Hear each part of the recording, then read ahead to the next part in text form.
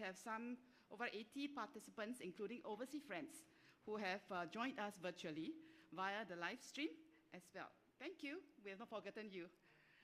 I'm showing your MC for this evening. On behalf of the Singapore Institute of Planners, it is my pleasure to welcome you to this evening's celebration.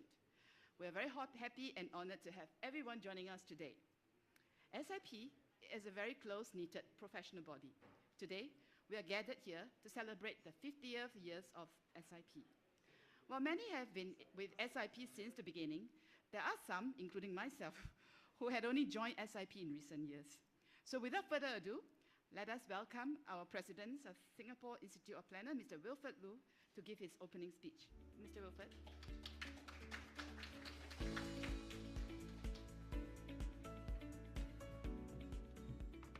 Oh, sorry.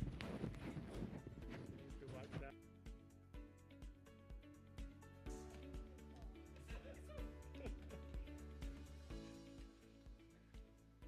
Yeah, my reading glasses, yes. Belies my age. Yeah, good evening, everyone. On behalf of the Singapore Institute of Planners, I would like to extend a very warm welcome to our guest of honor, Minister for National Development, Minister Desmond Lee. Thank you, Minister, for gracing our event this evening. A warm welcome also to our distinguished guests here with us this evening, CEO URA, Mr. Lim Eng Hui, Chief Planner and DCO of URA, Ms. Huang Yuning, Chairman of the Center for Livable Cities, Dr. Chong Kun Hien. Tonight I learned that she was chairman of another body, and Senior Advisor in HDB, Mr. Fong Chun Wah, and Group Director of Research and Planning in HDB, Dr. Chong Fook Loong.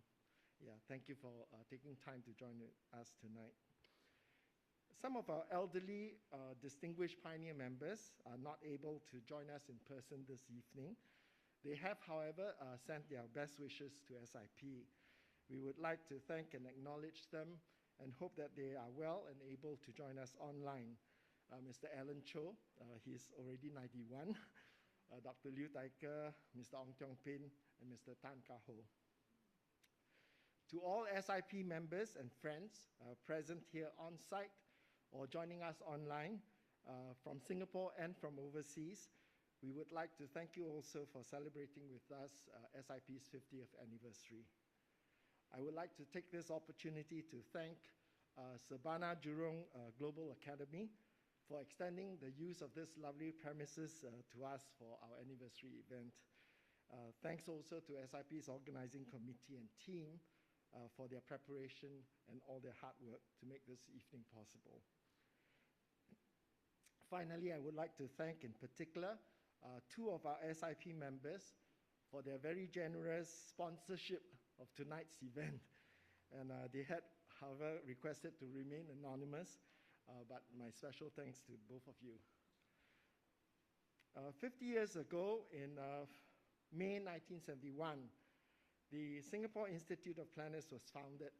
Pardon me, I think it's so difficult to talk. By our first cohort of urban planners in Singapore.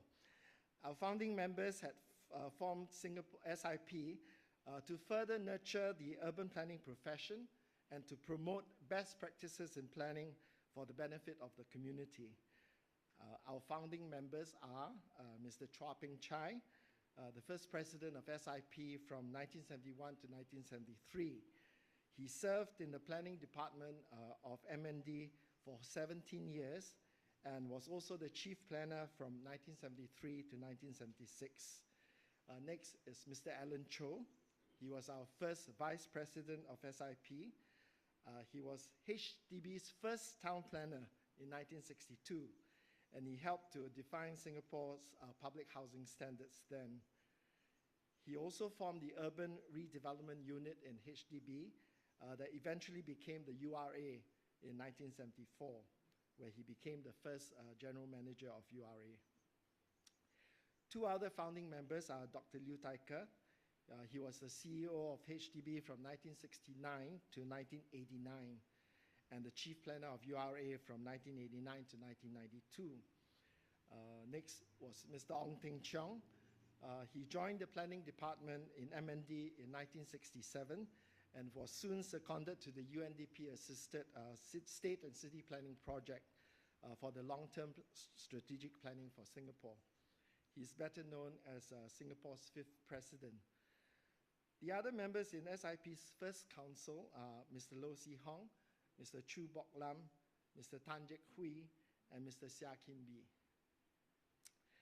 In 1971, the main aims of the Institute were first, to advance the study of town planning and civic design, and second, to promote the aesthetic, economic, scientific, and social developments of urban and rural areas in the best interests of community. Our founders also saw the need then to increase public confidence in employing recognized town planners by admitting to the Institute only those who have adequate knowledge of the theory and practice of town planning. They also saw the need to advance those who were engaged in or interested professionally in town planning, and thus offered associate memberships to qualified professionals from the allied disciplines of architecture, engineering, sociology, economics, and geography. These early aims or goals have pretty much remained with SIP till today. SIP's membership increased steadily over the years through the 1980s, 1990s, and the 2000s. Today, SIP's membership have tripled that of its numbers in the early 2000s. Over 1/3 of SIP's membership are affiliate members with qualifications from the allied professions. This reflects the multidisciplinary nature of planning and the interests of allied professionals in urban planning. Due to the constraint of time here, I would like to highlight just 8 milestones achieved in SIP over the years. I believe these 8 milestones will continue to help build SIP to be a stronger institute going forward. The first milestone, the Urban Planning Foundation course, or UPFC. The UPFC was first launched in 2016 to facilitate the advancement of SIP's affiliate members to full member status. The second edition of the UPFC was conducted in 2018, and the third UPFC edition was conducted last year. The second milestone, continuing professional development of SIP members. In 2017, SIP formalized its CPD framework to award CPD points to members who attend approved CPD programs and to maintain a register to track if members meet their CPD point requirements for the year. To help expand its CPD offerings, SIP also collaborated with external CPD providers like CLC, URA, HDB, JDC, and the Institute of Higher Learnings, as well as planning institutes from overseas. This year, 2022, will be the 5th year in 2008 to recognize excellence in planning. The competition is held once every 2 years, and the 7th SIP Planning Awards was held last year, 2021, which we received 93 entries from both Singapore and overseas, a record number compared to previous years. The fourth milestone, going digital. SIP launched its revamped website in 2018, and the online membership application and approval portal was incorporated into the website in 2019. In the same year, a personalized SIP member dashboard account was launched for each member to view their own CPD records, as well as for them to update their particulars on the portal. In 2020, thanks to the pandemic and the safety restrictions imposed, SIP was kind of forced to push using video conferencing platforms for its online seminars and events. But fortunately, through that, this has helped SIP to widen our reach to our members within Singapore and also to our planning fraternity overseas. The fifth milestone, which is the collaboration with overseas planning institutes. So within the last 3 years, 4 MOUs were signed with various planning institutes in the region to collaborate in organizing joint seminars for the mutual benefit of our members. The MOUs were signed with the Hong Kong Institute of Planners, the City Planning Institute of Japan, the Malaysian Institute of Planners, and the Hong Kong Institute of Surveyors Planning and Development Division. So SIP members can also earn CPD points for attending these joint seminars. The sixth milestone, the Planning Consultancy Project for URA. The Urban Planning and Urban Design Consultancy Project for the Paya Lebar Air Base, or PLAB for short, is a joint SIP-SIA consultancy engagement by URA. It was first initiated by former Minister of National Development, Mr. Lawrence Wong. Representing SIP in the project are 8 SIP urban planners and 4 SIP urban designers. They were engaged in 2 separate joint SIP-SIA teams for the consultancy project. One consultancy firm with SIP members was also engaged as the design delivery production team to assist one of the joint teams. 12 other SIP members from the wider SIP membership also participated in the ideation workshops for the PLAB.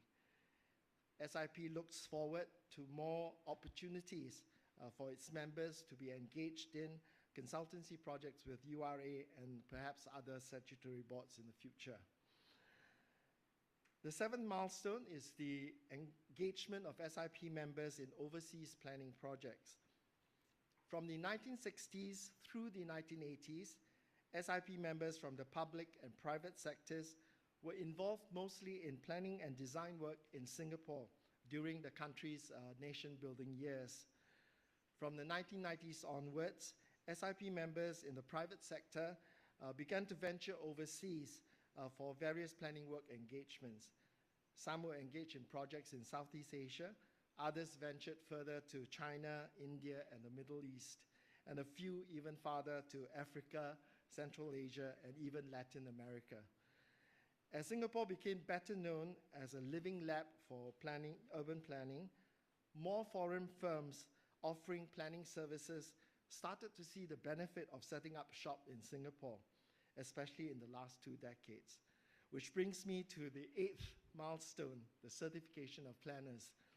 To protect the reputation and value of the Singapore brand of planning, it was necessary to ensure that planning practitioners who market themselves as planners with a Singapore experience had adequate knowledge of the principles and values of the planning adopted in Singapore.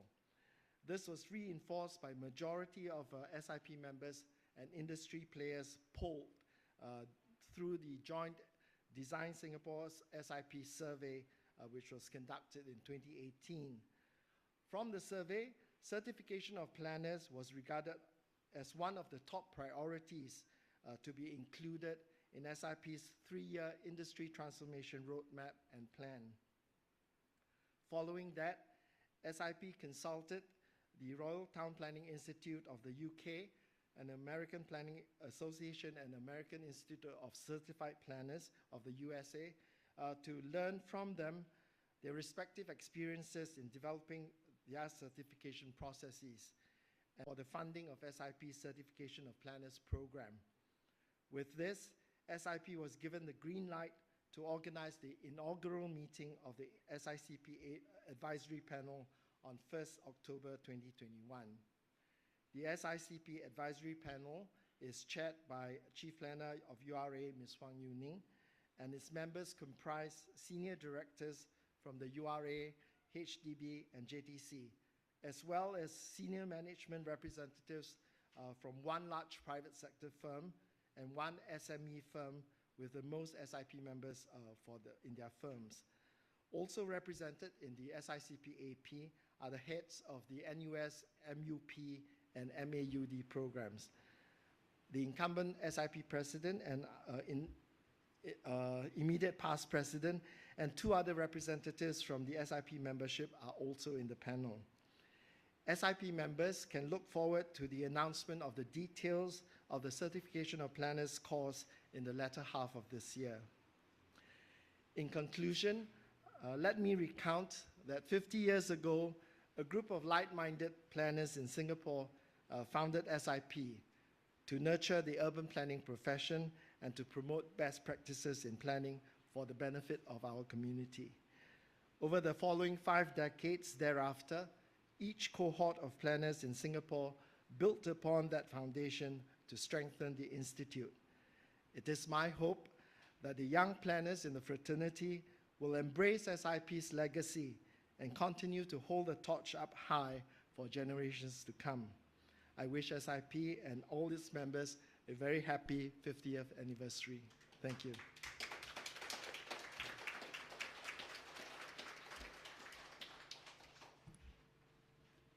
Thank you, Wilfred. Wow, that sounds like quite a bit of an achievement in half a century. Okay, next, we'd like to welcome Minister of National Development and Minister in charge of Social Service Integration, Mr. Desmond Lee, to share a few words with us. Minister, please.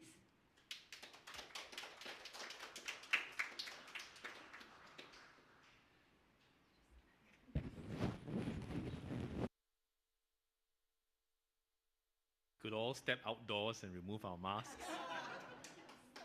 But this is the conundrum, you see, of this day and age. If you plan for a large-scale event, you need such a long runway that you never know what's around the corner. But you have an intimate affair like this, and I'm certainly looking forward to the panel discussion with pioneer members of the Institute and listening to their recounting of the history session, and so I'll try to be brief. Mr. Wilfred Lu, President of the Singapore Institute of Planners, Dr. Cheong Koon Hian, Chairman of CLC, Mr. Lim Eng Hui, Chief Executive of URA, distinguished SIP members, planners who are joining us online, both locally and overseas, ladies and gentlemen, a very, very good evening to all of you. And let me begin by congratulating the Singapore Institute of Planners on your 50th anniversary. And I'm honored and humbled to be invited to this special occasion. Now, as we celebrate this milestone, allow me to spend some time reflecting on the past and looking into the future of urban planning here in Singapore.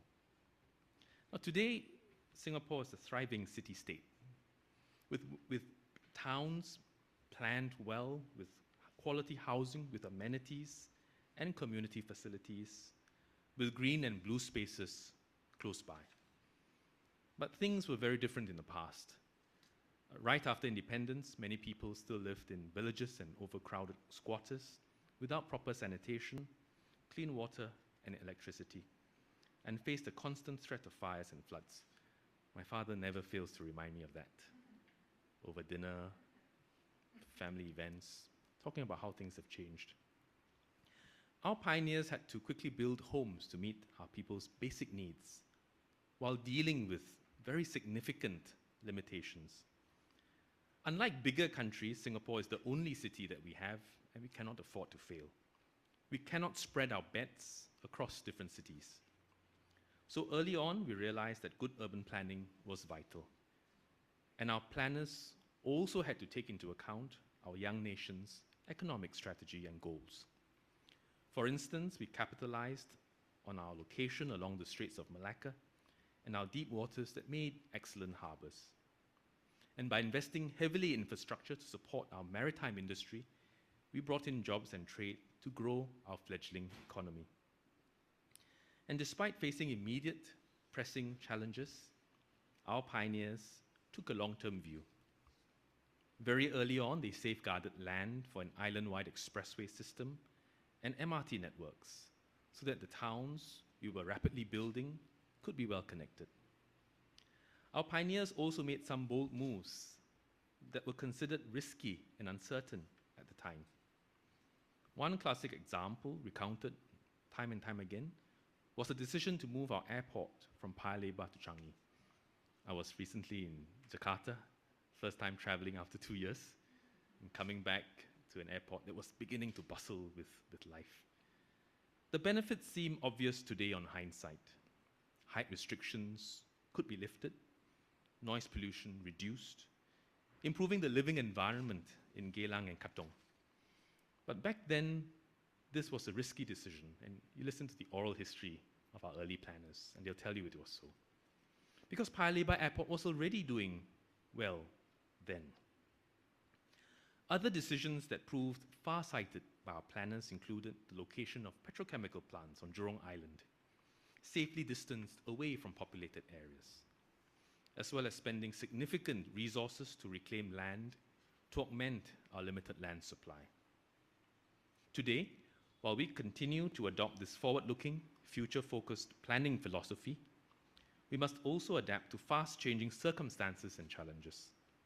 Technology continues to drive new economic opportunities, so we must be nimble in our land use to capture potential growth. And yet, as Singapore becomes increasingly built up, we will also face greater constraints and more stark trade-offs among competing land users. And we must continue to weigh these trade-offs carefully. Circumstances aside, Singaporeans have also changed. Today, many want to have a larger say in what Singapore will become.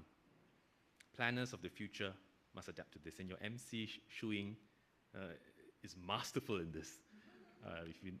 Most of you would not know that, but she helmed many of the engagements leading up to the announcement of the master planning of the Ulu Pandan area, amongst many others, and the dexterity and skill with which she managed competing interests and concerns, bringing them together, even though voices are diverse. I think it's a skill set that planners today have in their toolkit to their credit. Now, urban planning cannot be a solely top-down process where a planner sits in the office, draws out what he or she thinks is best before executing it unilaterally. Instead, public engagement must be central to the planning process, not just within government, but with the public, with NGOs, with corporates, and with communities.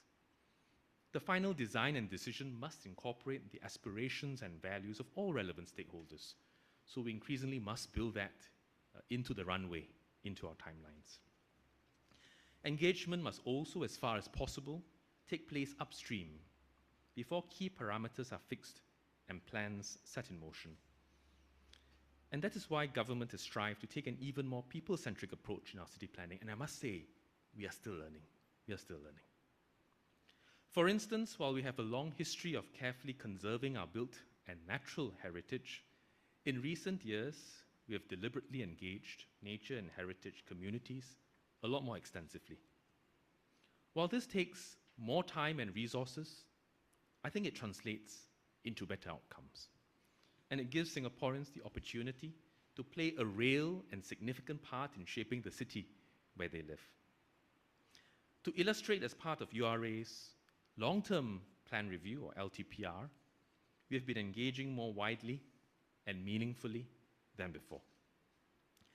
Since July last year, we have reached out to over 15,000 Singaporeans from all walks of life on our plans for the future of our island over the next 50 years and beyond.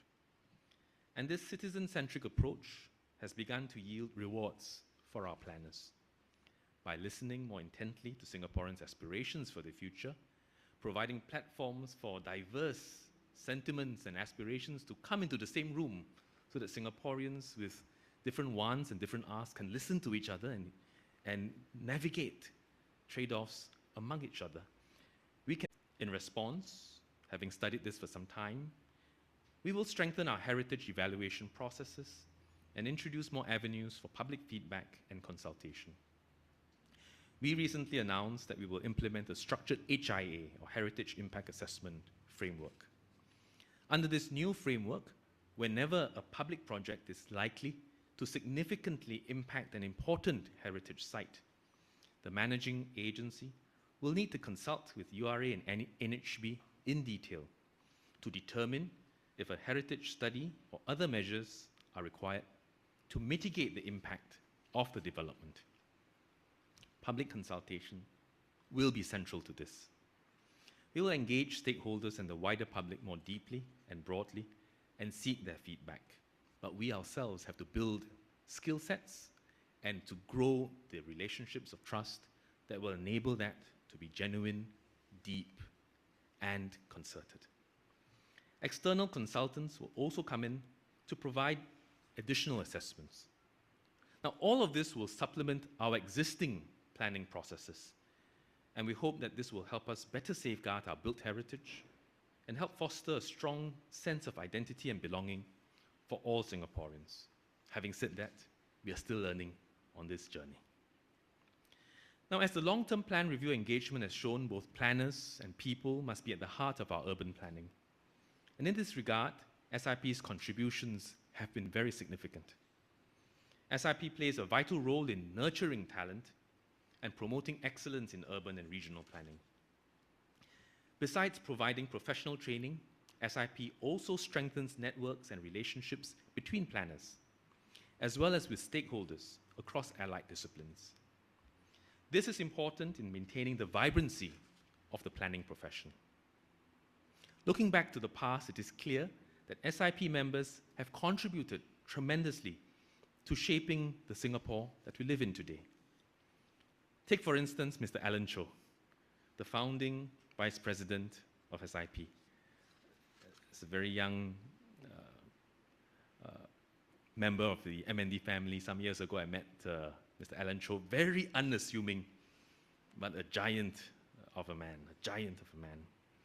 Besides being the first architect planner at HDB and then the first general manager of the Urban Renewal Authority, Mr. Cho also oversaw the transformation of Sentosa from a former military island into a major tourist attraction. Mr. Liu Tai Ke, who was previously CEO of HDB and URA, he was also one of the council members when the SIP was founded in that same year. And I'm confident SIP will continue to play a crucial role in planning for the future of our city. For instance, SIP and the Singapore Institute of Architects are working with URA to develop concept master plans for the future of the Paya Lebar Air Base area, as Wilfred had described earlier. One interesting idea that has been raised is to create a heritage district out of the cluster of old airport buildings, such as the control tower and hangars. Others also suggested making the Paya Lebar Air Base area a happiness project, with urban design that promotes community bonding and well-integrated blue and green spaces that can improve residents' well-being. The urban design teams are now fleshing out plans to give us a glimpse of what this area could potentially look like in the future. I'm sure we all look forward to the findings being shared with the public later this year so that we can work with Singaporeans to create the future together. Apart from this project, I'm glad that SIP is developing a formal accreditation program to push the industry forward. Enterprise Singapore is fully supporting this program. Our planning agencies like URA and JTC have also contributed members to your accreditation panel, which will help you develop this program. Design Singapore and our agency's in-house training institutes will also support SIP's development of relevant courses. Government will continue to work with SIP and other like-minded partners to build up the capabilities of our planners and further enhance Singapore's global reputation for excellence in urban planning. Allow me to conclude. Over the years, each generation of planners has worked closely with Singaporeans to continually create, rejuvenate, and reimagine our city. And while the years ahead will present new challenges, they will also bring exciting new ideas and technologies, opportunities for us to rejuvenate and refresh our city sustainably for many future generations of Singaporeans. And if we put our minds to it, consult widely with Singaporeans. If we are bold and creative, yet disciplined and rigorous in our urban planning as we've always been, then I'm confident that just as our pioneers did some 50 years ago, we too can ensure that 50 years from now and beyond, despite tremendous challenges like climate change, geopolitical tensions and all, our Singapore will remain a great place to live, work and play. So I wish all of you good health, and once again, congratulations and best wishes to the SIP on your 50th anniversary. Thank you and good evening.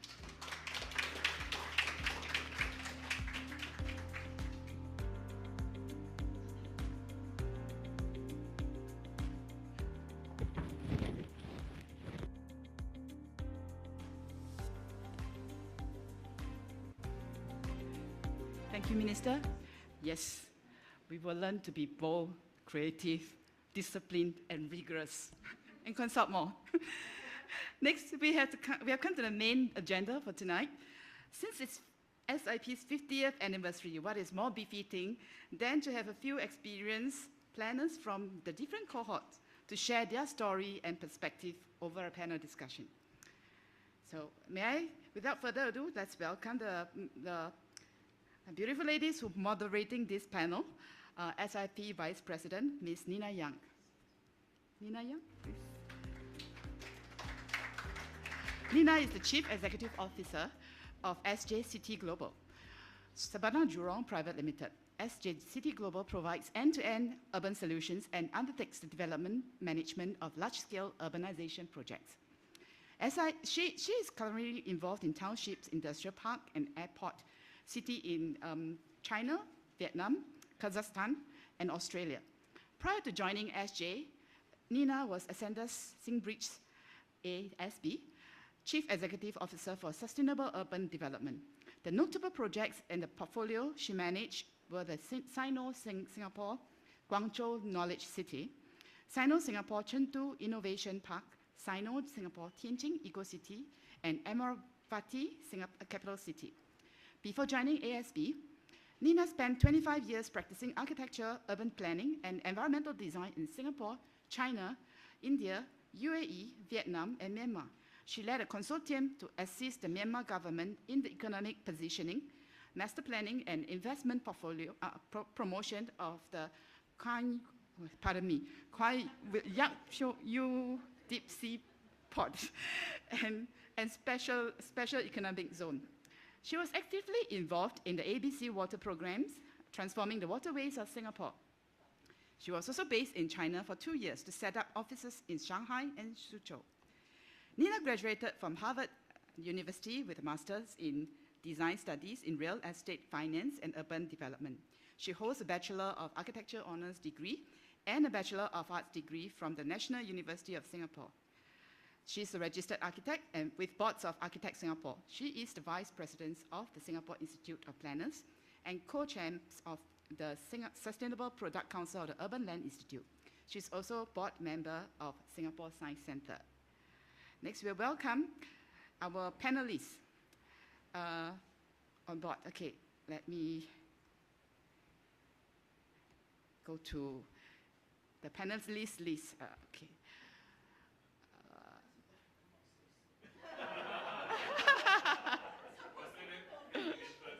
Yeah. Nina, you need to receive the panelists. Okay, shall we welcome our panelists, Mr. Derek Chick, Ms. Chan Hui Min, and Mr. Wee Chiu Heng, and Mr. Tan Shi Tiong to be seated. Well, you can take your time to be seated. I have a long list of your accreditation to read out. Okay, Mr. Wee Chiu Heng. Mr. Wee is a pioneer architect and urban planner who served on several planning committees of DGPs and statutory board. He has great interest and is a supporter of the arts in Southeast Asia. He was member of Singapore Polytechnic Board, SAM, and NUS Museum, Vice President of SIA and Council of SIP, as well as partner of Kumpulan Architects. In the DGP for Changi and Loyang Bay, a resort-style HDB township and vibrant projects for public and private partnership was proposed, together with creation of alternative housing types to encourage imaginative innovation and enterprise for individual and social developments like media and cyber, as well as many artistic industries. In the DGP for Marina East, seamless extension of CBD was proposed, with clustering planning of buildings around central services for parking substations, central cooling towers, and network of pedestrian links. Cul-de-sac planning minimize through traffic across the site and provide more areas of communal use and landscaping. clusters of towers will give distinctive character and skyline instead of park rows and rows. Mr. Wee is of the opinion that future urban development should concentrate in the southern coast belt from Changi to Pasir Panjang with high density, high intensity, and high quality integrated development. This will limit all movement and transportation within the belt to save time and convenience instead of more new towns all over the island. He believes that this is the opportune time for implementing new and bold concepts in strategic planning for the next few years. Next, we have Mr. Tan Shi Tiong. Mr. Tan is a chartered architect and town planner with 48 years of practical experience, as well as an architect, urban designer, and urban planner in Singapore, China, UK, the Middle East, India, and ASEAN. He has won international urban design master planning competitions in Beijing, Tianjin, and Hainan. Most recent competition being Haikou Jiangdong New District Master Plan, where he was shortlisted among 162 international firms. He has also been regularly invited by Chinese cities to adjudicate international planning and urban design competitions. Currently, he is international expert advisor to planning authorities in Yunnan and Hainan province. He has also trained no less than 150 groups of Chinese officials on planning and governance in Singapore in the past 15 years. Mr. Tan has been active in SIP Council for over 30 years and served as president from 2001 to 2003. He was instrumental in the setting up of the SIP Planning Award and served as Deputy Chief Judge in the inaugural award and in the preparation of the United Nations Climate Change Conference and Commonwealth Association of Planners Conference in Singapore. He also organized and chaired the widely publicized SIP Population Forum in 2013. In 2015, he received the Singapore Golden Jubilee Design Award from the government and the Pioneer Award from SIP. He was featured as a distinguished alumni in the book NUS 115, celebrating 115 years of shaping the future. Next, we have another beautiful lady, Ms. Chan Hui Min. Ms. Chan is Director of DP Architect. Trained as an architect, her career spans multiple disciplines to include architecture, urban planning, and new media design. Her broad design experience formed the foundation of a passion in innovation and advocacy of sustainable design practices. She currently leads the firm's effort in design technology research and digital twin adoption. She is a founder of DP Urban Design, a subsidiary of DP Architects, focused on urban planning and infrastructure design services. She also spearheaded DP Architects business in Turkey and the CIS, leading to the founding of the Turkey branch in 2016. Her notable architectural project credits include Emmak Square in Istanbul and is currently working on the urban regeneration of historic Tasnia Istanbul Shipyard on the Golden Horn. Her other key project credits in Singapore includes Wood Square, a catalytic commercial development for Woodlands Regional Centre, and Orchard Road Business Study, and the redevelopment master plan of Alexandra Hospital. Other overseas projects include Safe Lucelle, a major waterfront master plan in Qatar, and the urban redevelopment master plan of Okmiyadani in the downtown Istanbul. Challenging. Okay, next I have my fellow colleague, Derek Chick. Derek is currently Deputy Director, Sustainable Urban Future Studio at the Housing and Development Board Research and Planning Group.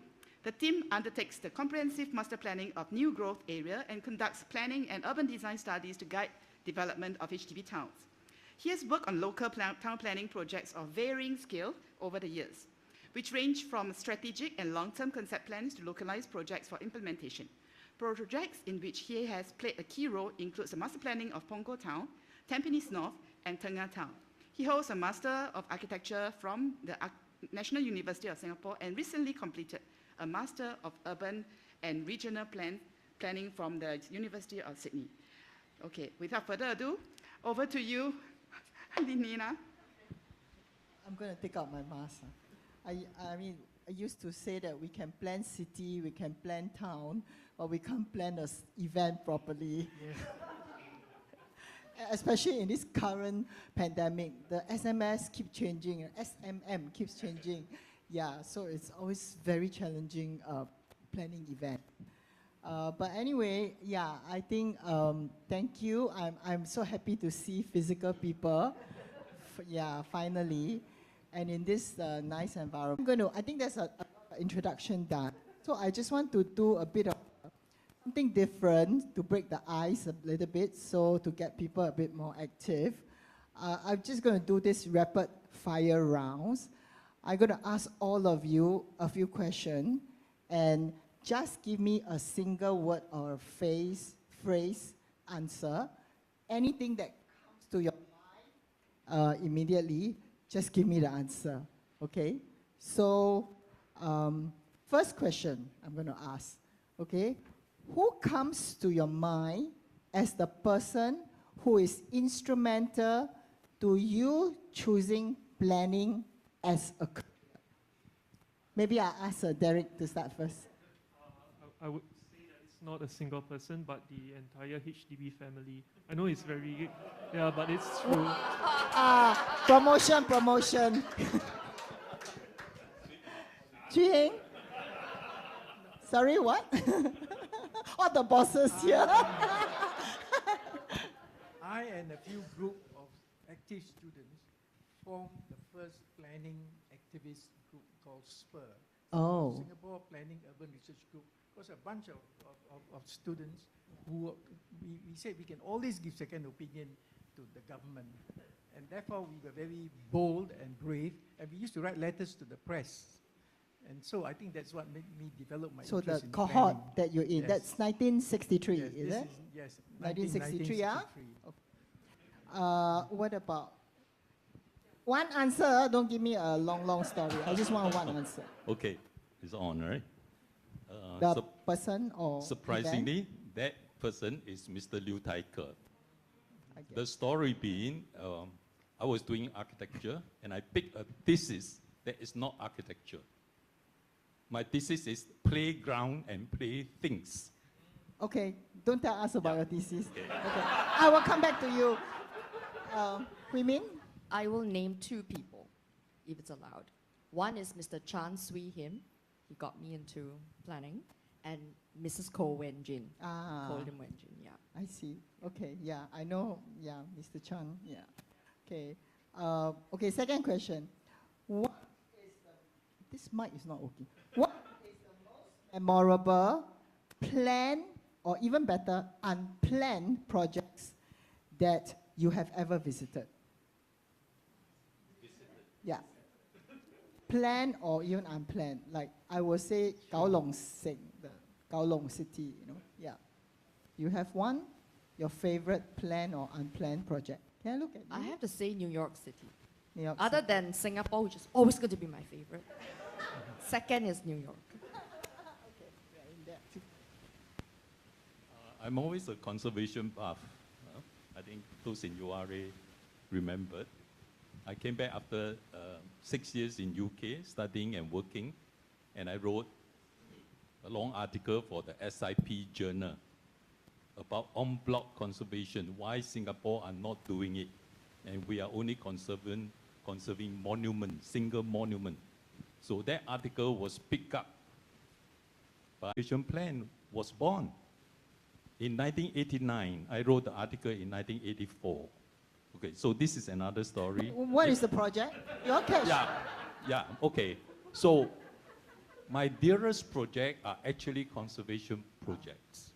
Okay, any conservation. Whatever URA has done, I gave full support. I think those in URA long enough, of course, Yuning was also involved. Yeah, knew that I was in full support, and I organized the first SIP conservation forum. Yeah, with the URA GM and all that Wait lah, around 1989. I asked for the project. Just to push for that. Okay. So the project is the whole of Singapore conserved area is my favorite. Yay.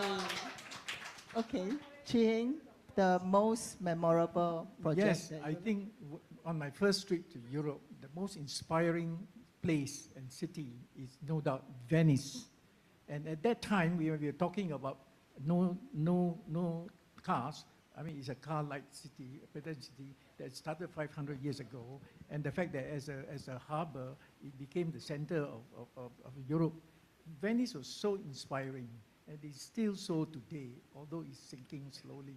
I think that's my very favorite city that all of you must visit before you die. Okay, Derek, I give you time to think. So, Mine's very fast. So I think, like Hui Min shared, I think that New York is really amazing. So projects like the High Line, Hudson Yards, and actually all the revitalization projects like Cheonggyecheon River in Korea, that's amazing. I think. yeah, sure. Not.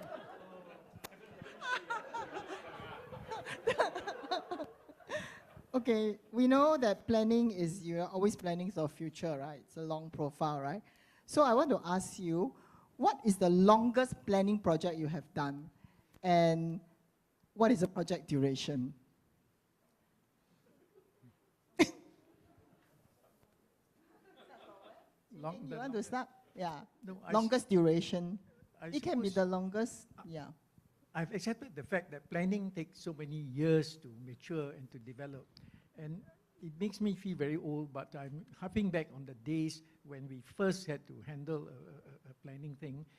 In those days, I mean, everybody's starting from scratch. So I think we were hoping at that time, our vision is to transform Orchard Road.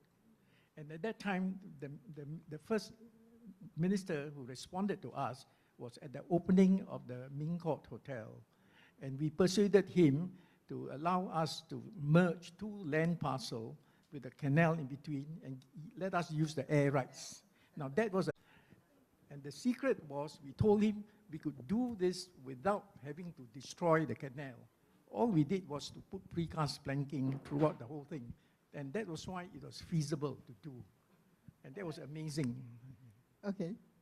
Shidyong, is there a very long planning project that you... Planning or non-planning? Planning, is it? Okay, whichever way you want to take it's it. actually a more urban design project, Yeah. which I won an first prize in international competition for Beijing Sports Hub. That was prior to 2008 Olympic. Around 2006 or 05, they organized a competition in the Longtanghu. Those who know Beijing, is right next to the Heavenly Temple. It's the south of the Imperial Palace, or rather southeast of it. So it was a very simple thing. Just to convert, the famous architect Liang Shicheng did the design for the Longtanghu, and it's so sacred that you should not touch anything on it. But on the other hand, the Beijing Sports Council is there. And it's a whole area of old hutong, courtyard houses, so run down. So they want to catch up with the Olympic to project a new image. So they hold an international competition. So I have very little staff in China, only about 5 of us. We worked on it just for a couple of months, and we won first prize. Beating people like Philip Cox of Australia. They separate the two. They are impossible to communicate. Okay, so I put a mount over it. And they said, you cannot stop the train running. Every day got so much passenger. No way we can stop. The train must keep running, whatever you are doing. So we create a mount over it so people can walk across, and the two sides are connected into one with all the sports facilities and so on. And you know what Philip Cox provided? A monorail running the site, just like Darling Harbour, How can you do a monorail next to the Heavenly Temple? So it was heavily criticized by the Chinese official, and they praised how could a Singaporean never live in Beijing could understand our culture so well. About the Chinese, of course I talk about feng shui, axis and all that. Because being a Chinese educated, up to A levels, so I was able to present it in that way. So I think this is my most memorable, but it takes the longest time to materialize. Yes. Chinese, when they award to a foreign consultant, they have to get a local consultant to modify your plan. modify until you can't recognize it. Until you recognize it. So for the people, for the 老百姓, they can swallow it. Okay, this is our work. This is Beijing 30 years work. Okay, and it went on and on. Today is about 17 years later. I saw very little being built, but at least it was a real project and it has started. I don't know what was the reason for the delay. So this is my longest project. Great, great. Thanks. I would like to give a tongue-in-cheek response to that. It was not necessarily a long project by common planning standards, but it felt long. So this is project, not painful, but it's a very good lesson, so to speak. So we were working on Sea Fluseo. It was urban design, planning an urban design project in kind of where meet my own guidelines. I had to be part of the team as the architectural team to comply to the guidelines that we wrote. That felt long. That felt really long.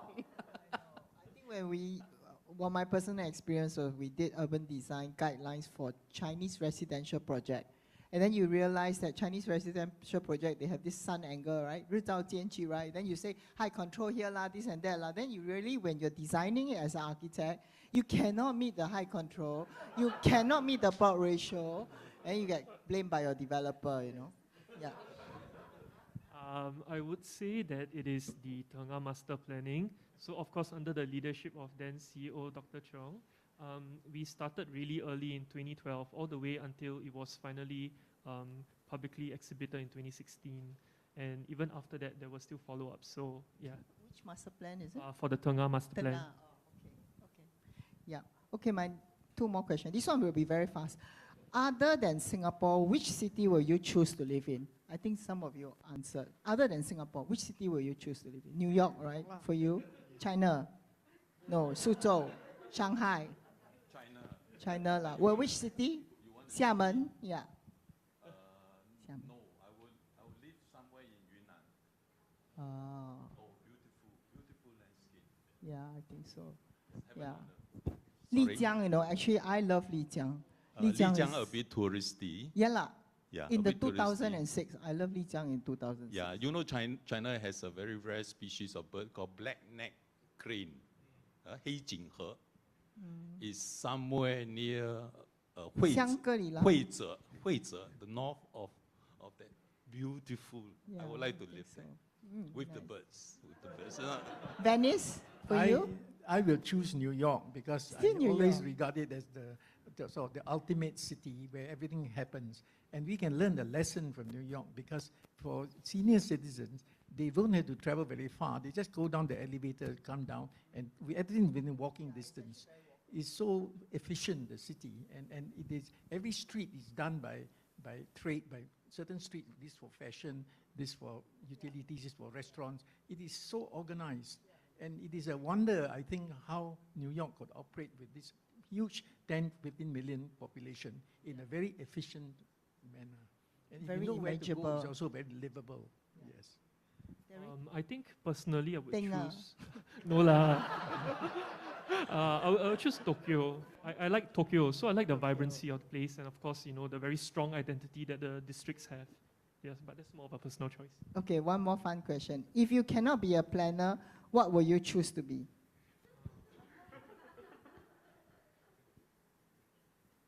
It doesn't have to be realistic, right?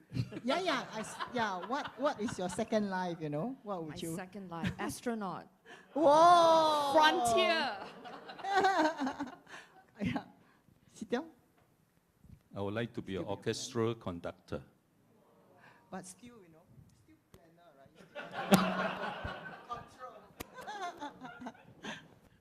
No, I'm afraid I cannot do anything else but Other than- architecture. Because, I mean, I believe it's in my blood because I really harness it from young. And this was one of the gifts that I think I must be very thankful for. And I encourage all children to decide on their career at that age, because then you naturally go into it. Don't be anything else. If I'm not an architect, I cannot be a planner. So. Yeah. Derek? My second choice back then was actually dentistry. So I'm really glad that I got into architecture and planning. history. Nina, you didn't give me a chance to elaborate. You just skip my answer. Show me 30 okay. minutes already. I have to explain why I choose orchestra conducting. You know? Okay, please. Okay.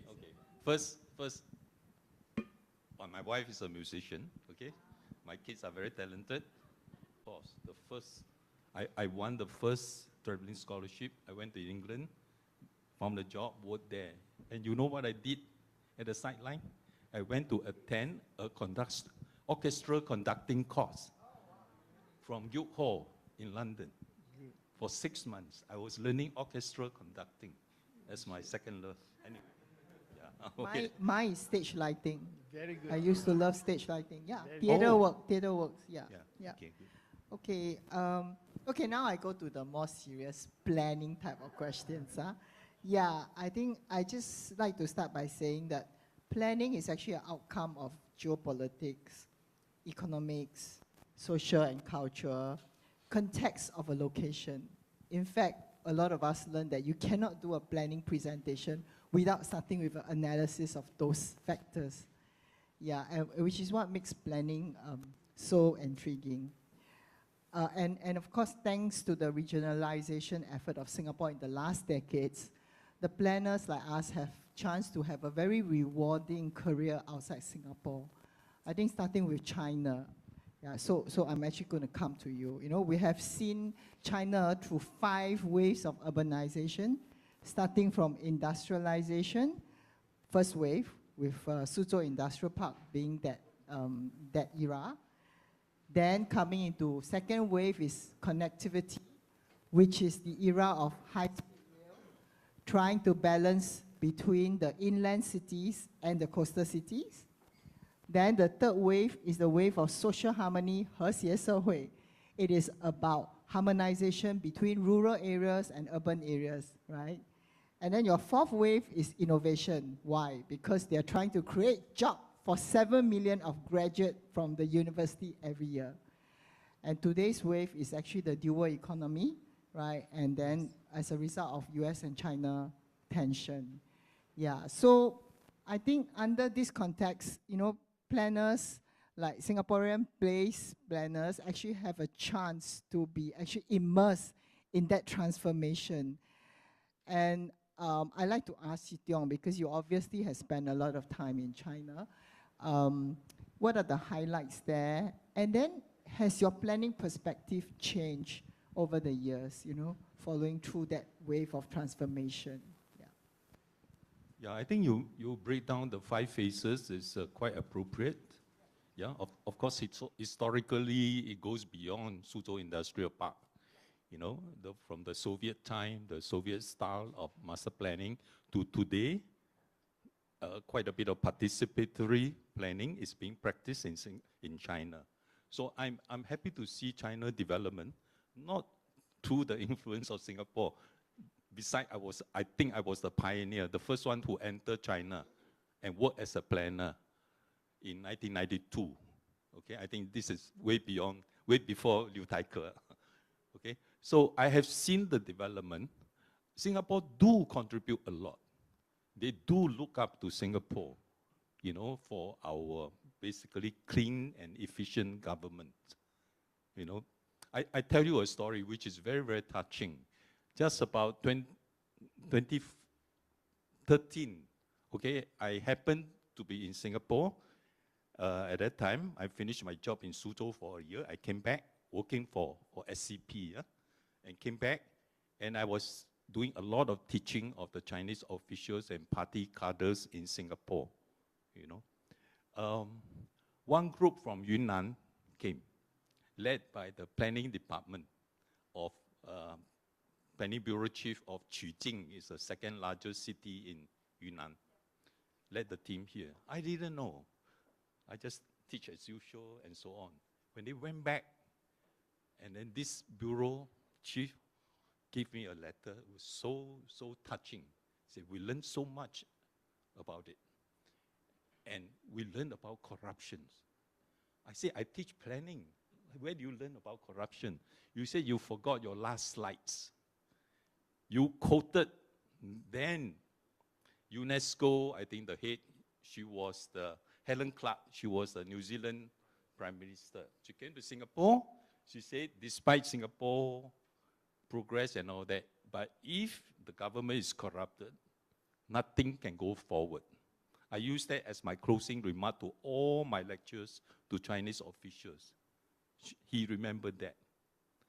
And then he went back. You know what he did? He cleaned up the whole development process in Chujing. And he got threat from developer because there were a lot of illegal approval and construction. He got threat. They're going to kill him. Not one, at least 5 developers want to kill him. He moved to stay in the Wujing military police quarters for years. The whole family moved there because it's under threat, because he pulled down all those illegal structures. Okay? And he was only 38 years old. Few years later, I heard that he was promoted to Yunnan Provincial Guihua Tingzang. In his early 40s, all the way promoted up. Okay, so he kept telling me every time I met up, he appointed me as an international advisor. Okay, so I'm very grateful. Our Singapore firm believe in clean and honest government, and in all governance and planning, we do the right thing, has actually influenced a young planner. He was a deputy chief of a Yunnan Shen Guihua Yan, and then joined the politician, and then rise to the thing.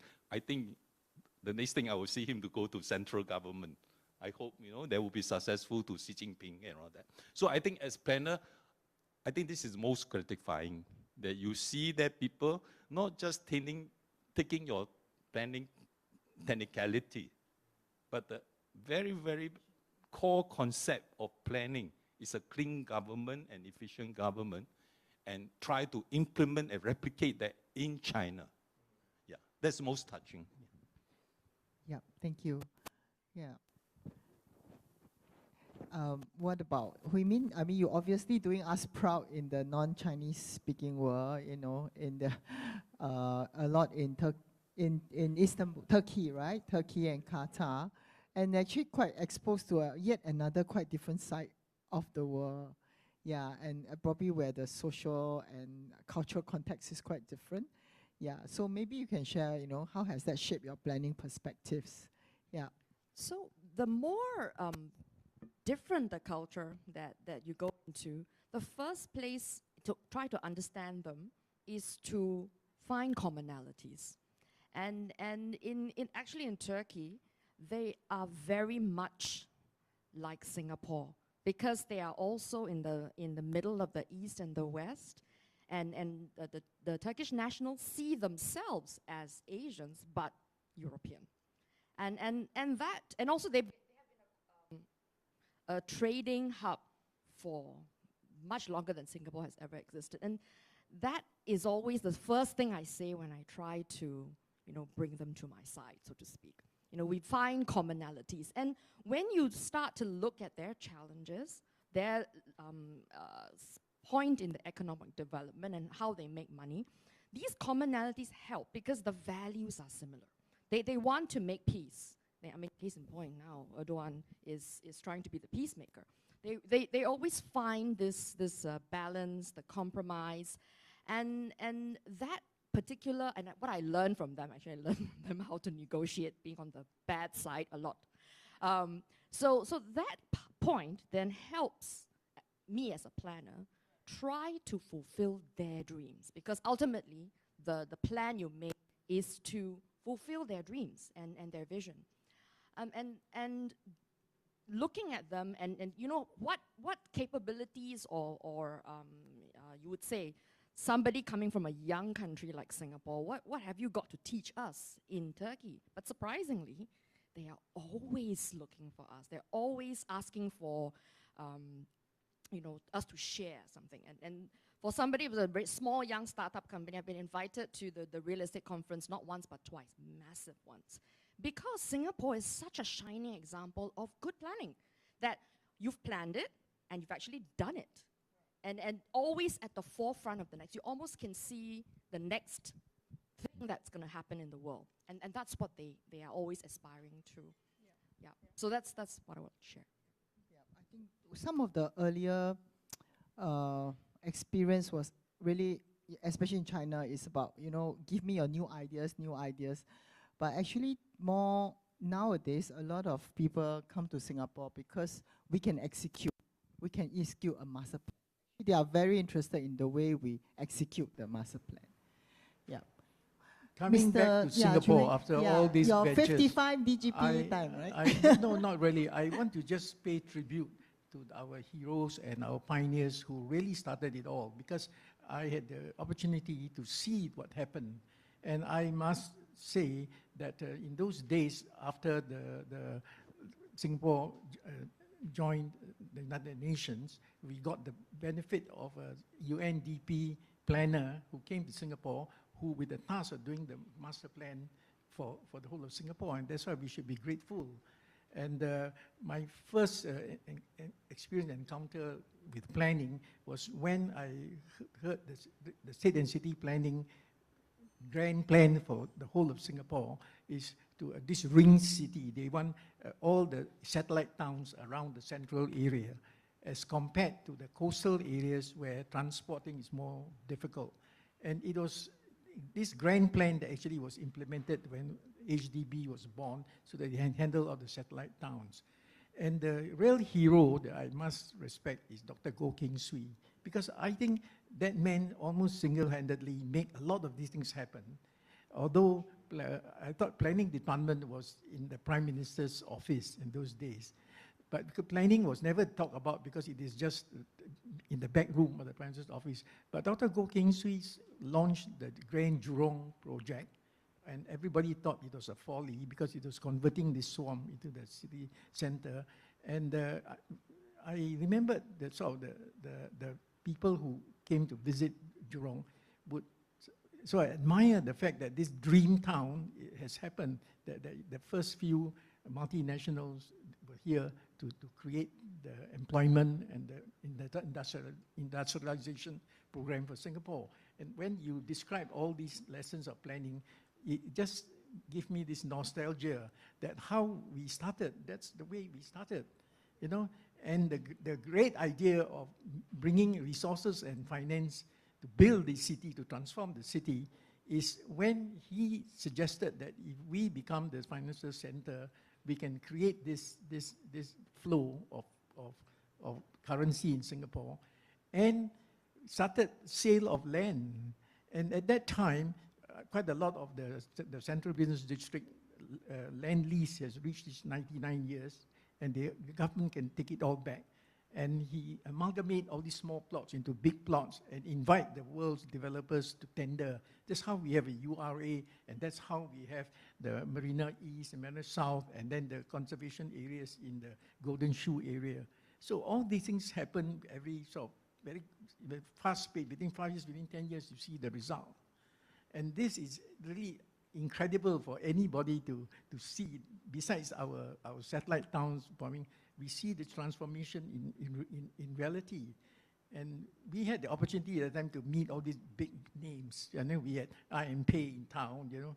We had all these people who come and give us the world profile. And that's why I think Singapore managed to be in the radar, in the limelight of every small city who have never even heard of it.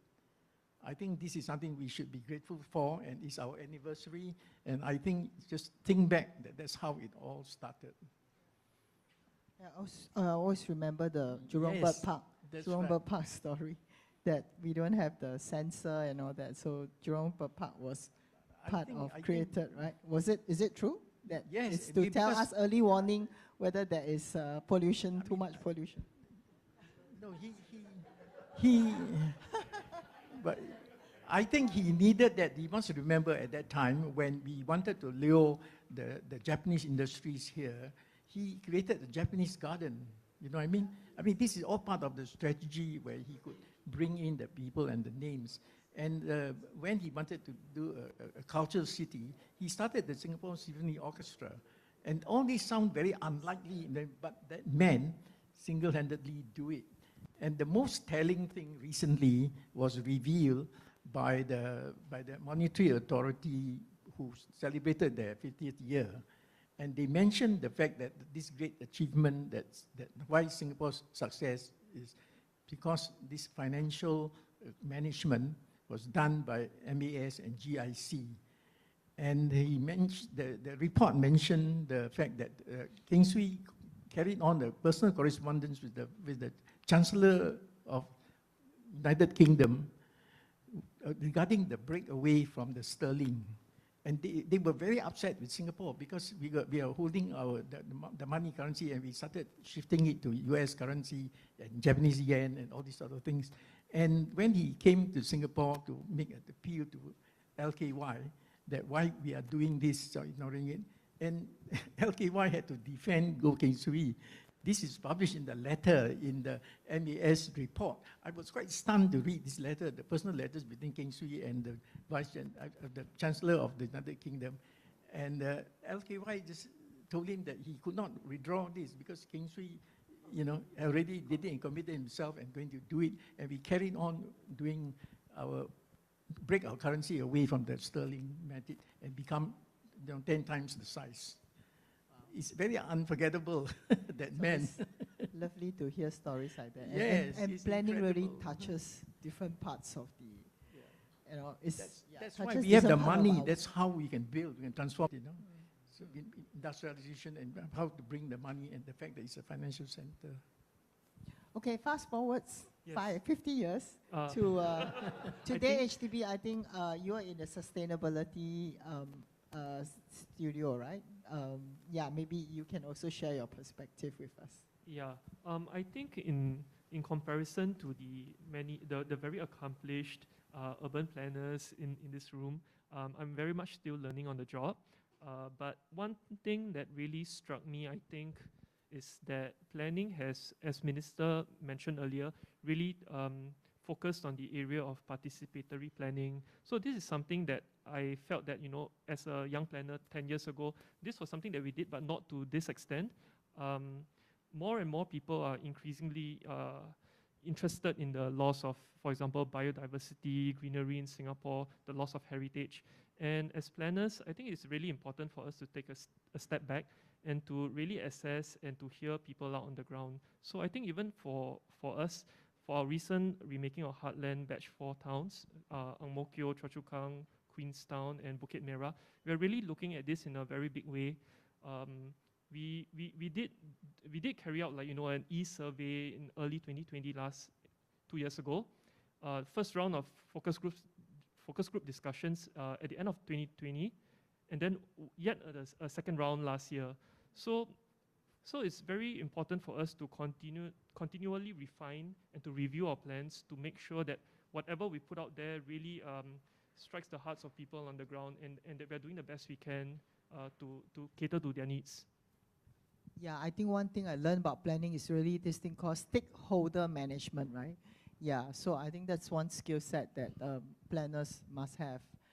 Yeah, so I think Derek is the winner of our SIP Young Planners of the Year Award. I think Shi Tiong started the SIP Planning Award. I think we've taken it on, and now we've also award people and not just project. And that's how we engage also reach out more to the fraternity.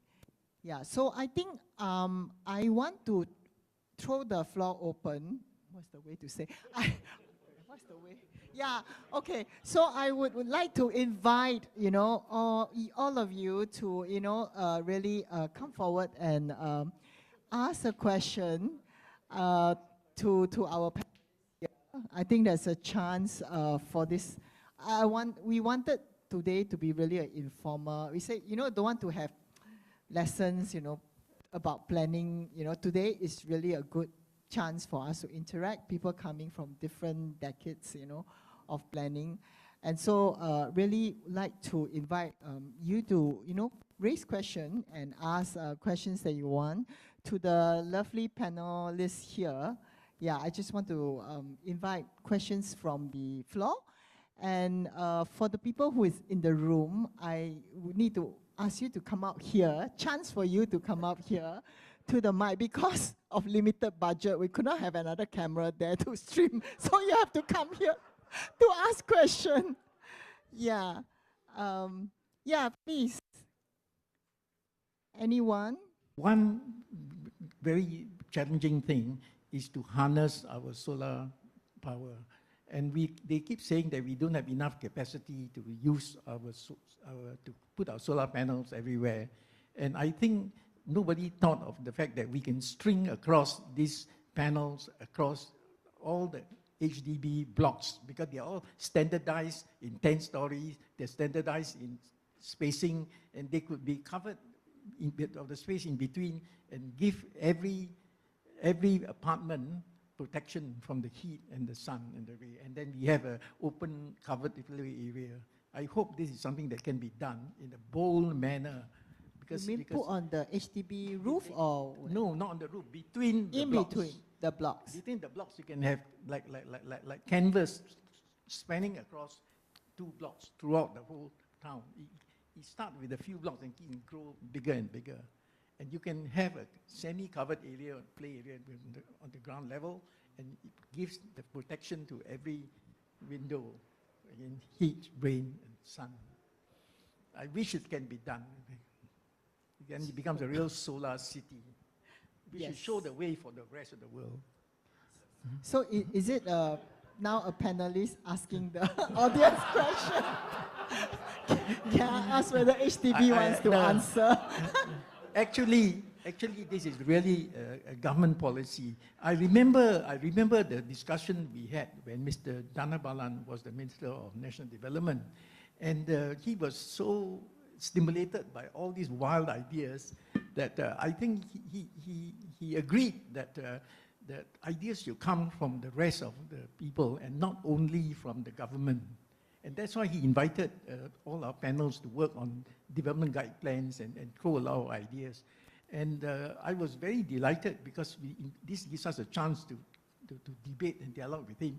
And we persuaded him to do waterfront housing, because in my study in Changi, we said that why are you reclaiming land in the parallel to the coast? You should land it like fingers out into the sea, so that in between the land part, you always have water. And he was very intrigued of the idea, and he told us the problem of laws about foreshores ordinance and all this. And all these things can overcome if you have the will to do it. So I think that is quite wonderful to know. We are putting solar panels on our reservoirs. Right? But not enough space, because we will never have the capacity to generate the kind of power that makes it viable.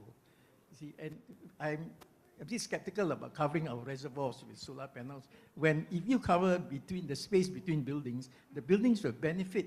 The buildings will benefit because you can keep your windows open because you have this half shaded. It's like having canvas between streets, you know. I mean, the first time when we're talking about putting a roof over a street, like Bugis Street and all that, it was a very wild idea, but it was wonderful to have the space in between that's shaded, which is Singapore's challenge, is contain the heat, lower the temperature, and still be comfortable, and no aircon. That's the challenge for the next 50 years. I see people lining up, yeah. Would you like to introduce yourself first? Yeah. Hi. Wait, this mask is kind of... Maybe Eddie want to go first? Okay. Hi. My name is David Liu. X of many things, ex-URA, ex-Sabana, ex-CPG. Okay, I've been the SIP members for, I think, almost 30 years, yeah? I want to ask about leadership, concerning leadership. I think everything rises and falls on leadership. So Singapore is very fortunate that we have a great leadership in LKY, and subsequently, and we have many able, capable leadership across in the country, in the URA institution. So to the SIP, I'm very thankful in the last, this present term of the leadership has brought this SIP in a greater profile, in a brighter outlook, and so forth. But since we have so many leaders here, my question is, going forward, because you know I'm sure SIP will continue to face challenges in terms of how to make itself more relevant and how it attract more younger profession, younger architects or planners to come on board to join SIP, to continue to nurture the profession. So I like the panel and the leaders of the SIP to share with us perhaps your share with the members what do you see going forward, what are the challenges that you would need to deal with or respond to, and maybe some nugget of wisdom for the future batch of the leadership for SIP to take us forward to another level. Thank you. Look at Wilfred. No. I think let me just turn it around. Maybe for the panelists also, some of you have been previously with the president, right? And actually, what would you think you like SIP to do more for the members, or what SIP can do more to be more relevant for the members? I agree that it's very challenging finding the next batch of council member. How we always, it was very hard every time before AGM. Yeah, and it takes a lot of personal commitment to be in SIP council. Yeah. The greatest achievement is that Singapore is able to produce people and export their talent to other cities, other third world. There's so much that can be done even in our immediate neighborhood. I mean, we're all looking at China and now we're looking at India. But what about Indonesia? What about Philippines? These people all need planning and need new towns. And I think this is our achievement that the government should promote, because it's an export of talent that we can have, instead of us keep complaining why there are no talent, that we are importing other foreign firms to here. We have our own talent. If only they have been given the opportunities to try to work, as has been proven in all these other new towns that we have participated in China. And I was jokingly talking once to one of the government minister that since we are able to lease quite a lot of our land for our army SAF use in Australia, even in Arizona, and in Taiwan and all that, we should in fact use those huge land parcel and do little Singapores. Do little Singapore and putting all our Singapore planning principles there. We export this knowledge of governing the town and building the town to build new charter cities, because it is going to be done on a government-to-government basis, because private sector cannot do. But if Australia can prepare to lease several bases for us to use as our air force, as our army base, the next thing is to introduce the Singapore, community who wants to live there, who wants to work there, who want to be educated there, into a little Singapore town everywhere. I'd like to suggest something. So one of the great things that this particular term that the project, the SIP-SIA collaboration in kind of dreaming up the new future of PLAB is really new to SIP, and as part of the one of the fraternity too. Yeah, because like what was inferred, like Sitian was saying, in a way, planners are orchestrators. They can help people see their dreams and come together to do things together. Yes. And it's a pity that not more young people grow up and say, I want to be a planner, but you need to kind of start there. Bring other people, see how planners work, okay? Start with our peers first, then with students, not just planning students, but A-level students. And make a plan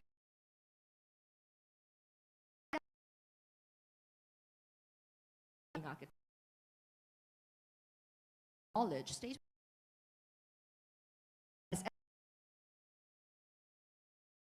for planner thinking, visionary thinking. Yes. Yeah. That's what I'm going to suggest. Yeah, my response, I also want to respond to that is the weakness of planners, Singapore planners in the private sector is we don't really have that much track record in planning. Our track record is being in Singapore, learning Singapore as a living lab, learning from, you know, all the agencies, but we never can say that these are our track record, you know. So that's always the sort of, it's not like architect, you know. I mean, I'm also an architect. I know I can say I designed the Treasury building, you know, that's my track record. But you cannot never say that you design each thing now or what, right? So being able to be in participatory projects like PLAB, I'm looking at Minister, like more chance. It's not easy, you know, we struggle for PLAB, but being able to open up for the planning fraternity here to be involved and to learn and also interact with, you know, agencies, we then can put some of this in our track record, and when we go out, that's very good. And I must say that planner, I mean, I'm like a crossover planner, are more team workers than architects, right? If you just purely work with architects, it's even harder. Yeah. Yeah. Okay, maybe I can just throw the... Sure. Hi. Good evening. Oh, sorry, she don't want to... Yeah, I just react a little bit to what Liu, I haven't seen Liu for a while. Yes, you have put on so much weight. So prosperous. Okay. I see in future leadership in this age, whether it's political leadership, whether it's planning leadership, the world has become flatter. We should not hinge on one leader, because when the leader collapses, there's a sense of loss, you know. So China, for example, is having a rolling program. Yeah, even though Xi Jinping is trying to be president for life. But there is a consistent and conscious training of his successor. I'm sure when he can find a successor who is as strong as him in fighting corruption, he will step down. It's just that he just has not found one. So I believe even SIP, you know, we do not depend on one person, on one, you know, term or whatever that is. You need to create a structure, a structure of corporation or whatever the institution. How do we run the institution at that level? And I think my planning thesis, public participation.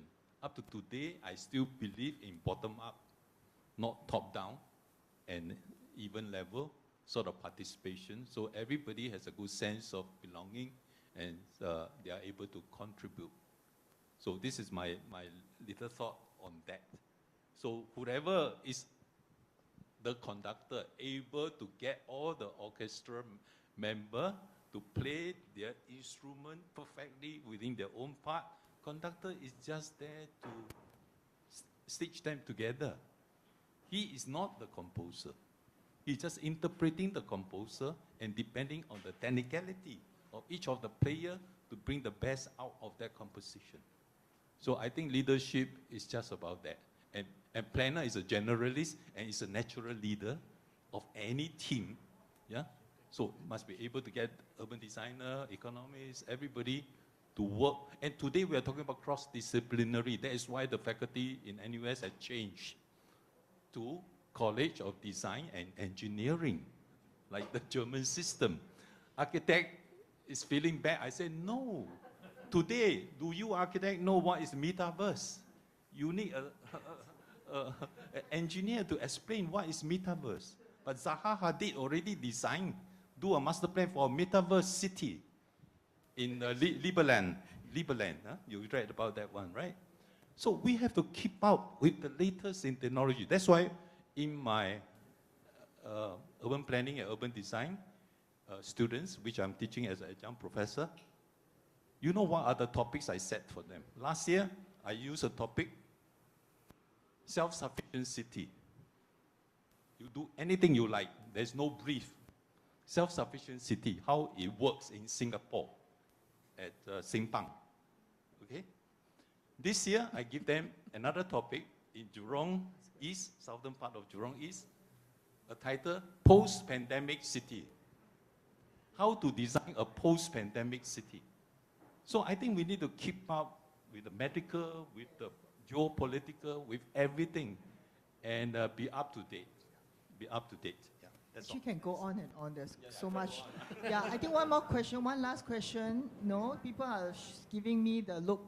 Yeah, one last question. Yeah, telling and then, me about the yeah. look. Anyway, at the young here, friends and colleagues know me that, okay, if you suspect that the question is planted in the ears, actually.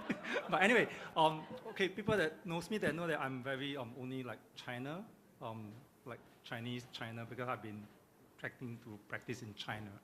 And we heard so much about, how great Singapore planning is, and then we can like go around the whole world, promote Singapore, create many, many small Singapore all over the world. Okay, but in recent years, we have also seen the leaps and bounds in China. Okay, then my question, perhaps not only to the panel member, but also to our agency, CLC, URA, schools, how do we continue to be relevant in China? Do we have small things, in our sleeve to share and teach Chinese cities? Or are we about to learn?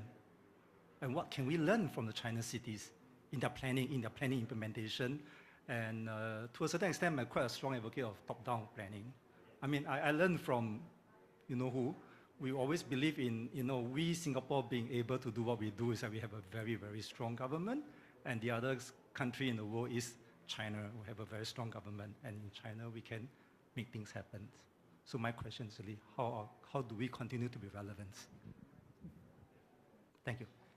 I guess we'll be looking at you.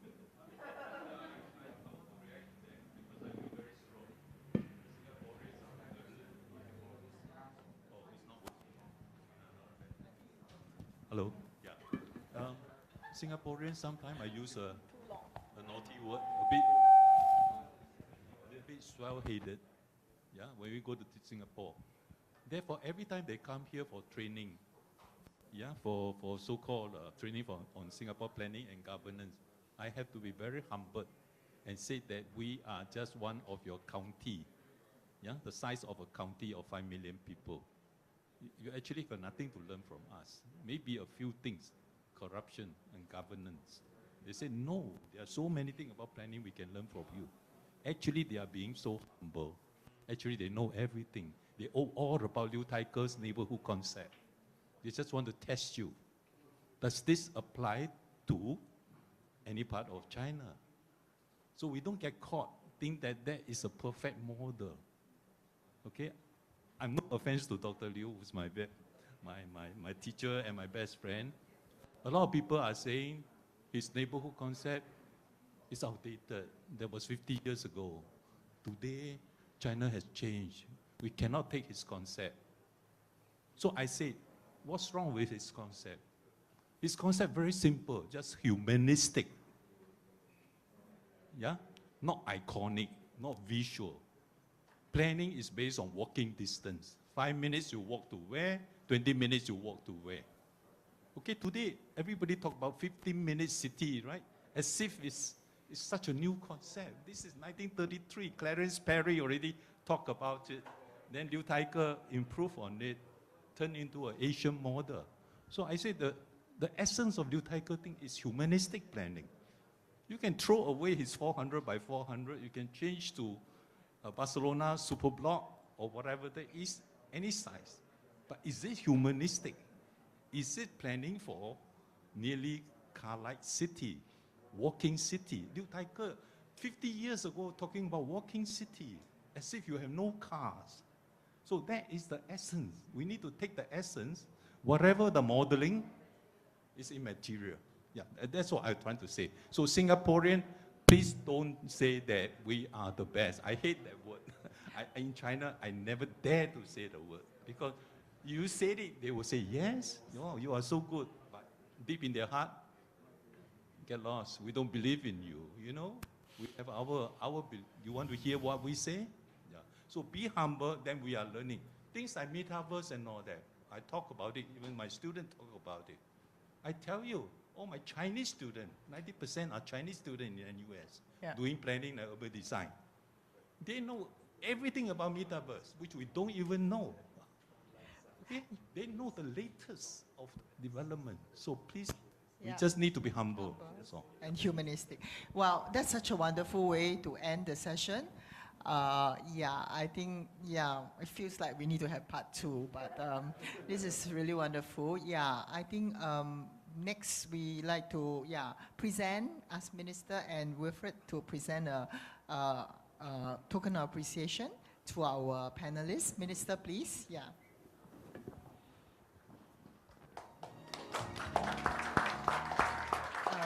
Maybe start from the Chui Hing first, yeah.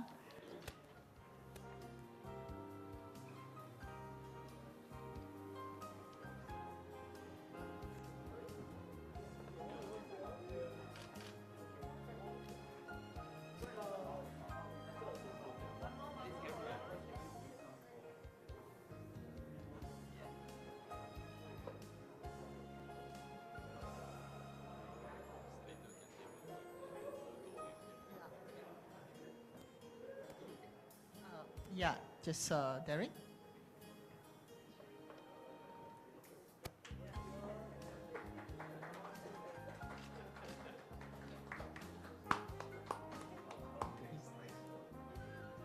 Yeah, Shi Tiong, please.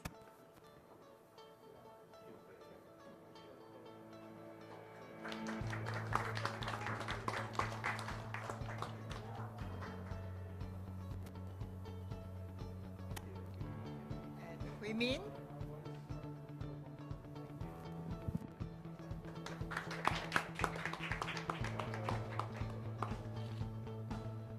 Yeah, Minister, can we take a good photo with you? Yeah.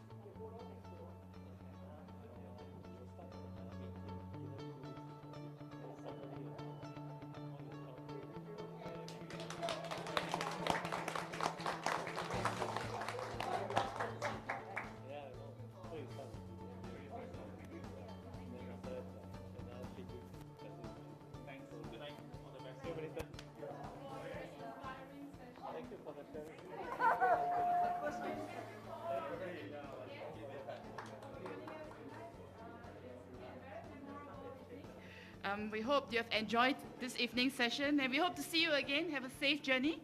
Bye. Good night.